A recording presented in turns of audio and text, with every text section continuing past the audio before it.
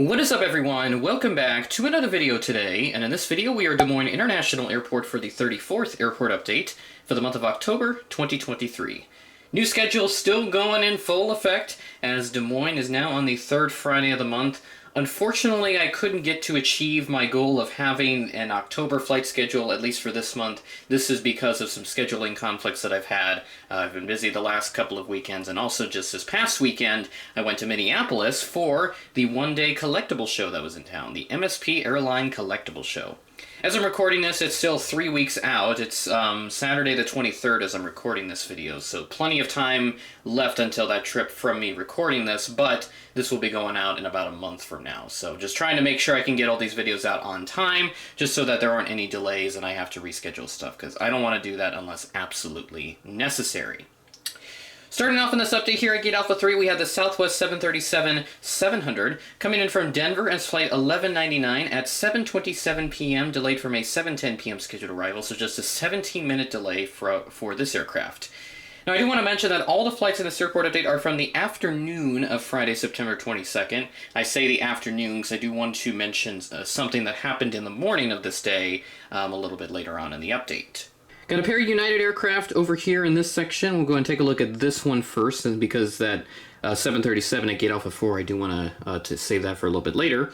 But here at Gate Alpha 2, we have this United Airbus E319 coming in from Denver as well as flight 2265 at 3:44 p.m. ahead of a scheduled 4:06 p.m. arrival. So good to see United and Southwest complementing on the Denver route. And then we move on over to Gate Alpha 4, where we do have this United 737-800. This is not a regularly scheduled passenger flight, as a matter of fact. This is a charter flight. This came in from Stillwater, Oklahoma, as flight 2517 at 4:24 p.m., ahead of a scheduled 4:25 p.m. arrival.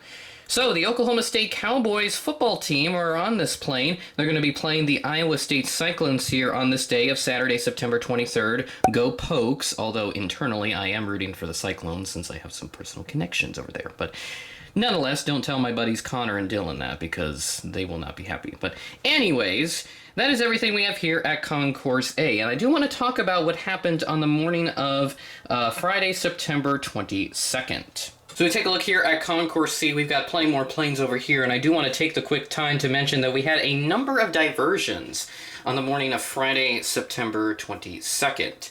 We had some inclement weather on the morning of Friday, September 22nd, which has resulted in some diversions. We've got about half a dozen of them, and one of which had a bit of a unique routing, so let's go ahead and take a look at them. So the first three that we have are all cargo flights, since this was in the morning. The first one was flight FedEx 1500 from Memphis and A300. That diverted to Minneapolis. FedEx 1776 from Cedar Rapids. That diverted to Minneapolis. And then when it came back, it was diverted again back to Cedar Rapids. So you kind of went on this roundabout routing here from Cedar Rapids to Minneapolis and to Cedar Rapids. And then we have UPS Flight 514 from Cedar Rapids. That diverted all the way over to Chicago Rockford, so it backtracked to kind of get away from the storms. And then our three passenger flights in question, all of them were diverted to Omaha. American Flight 2762 from Dallas-Fort Worth, Delta 4993 from Detroit, and American 5388 from Washington Reagan. As we move on into some more of our regularly scheduled flights, over here at Gate Charlie 2, we had this Delta Connection CRJ 900. This came in from Minneapolis as flight 5404, operated by Endeavor Air, at 8:21 p.m., ahead of a scheduled 8:40 p.m. arrival. Swinging around at Gate Charlie 6, yes, you are seeing this correctly. This is an American Airbus A321neo, coming in from Dallas-Fort Worth as flight 1371. Delayed here, arriving in at 12:29 a.m. on Saturday, delayed from an 11:43 p.m. scheduled arrival on Friday, so that is a delay of about 46 minutes.